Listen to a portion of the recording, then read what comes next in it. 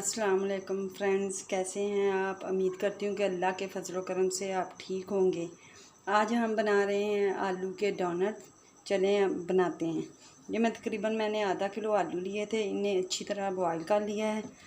अब मैं एक मैशर की मदद से इन्हें मैश करूँगी।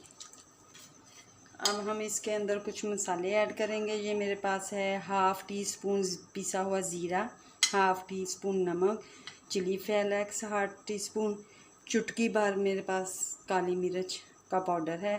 ये रेड मिर्च 1 टीस्पून और चुटकी भर मैंने हल्दी पाउडर लिया है। इन सब को हम इसके अंदर डाल देंगे। और मेरे पास ये है पिसी हुई हरी मिर्च, धनिया है मेरे पास, और मैंने बारीक चॉप कर लिया था प्याज। ये मेरे पास है 1 टीस्पून भर के मैंने लिया है कॉर्नफ्लोर का, और 1 टीस्पून मैंने भर के लिया है मैदे का। ये हम डालेंगे इसके अंदर। और ये मेरे पास है ब्रेड क्रम्ब, ये मैंने घर बनाई है।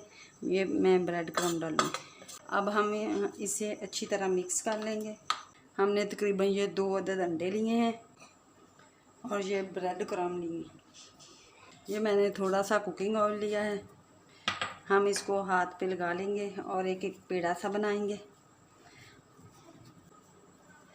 पेड़ा सा बना के हम ऐसे कर लेंगे।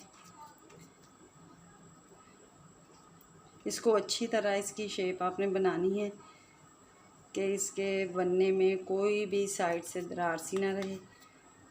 ये देखें,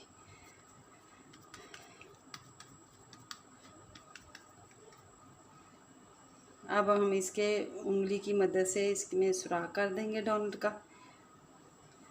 आपके पास अगर कोई चीज़ हो तो वो भी आप उससे भी कर सकते हैं। ऑयल लगाएंगे ऐसे।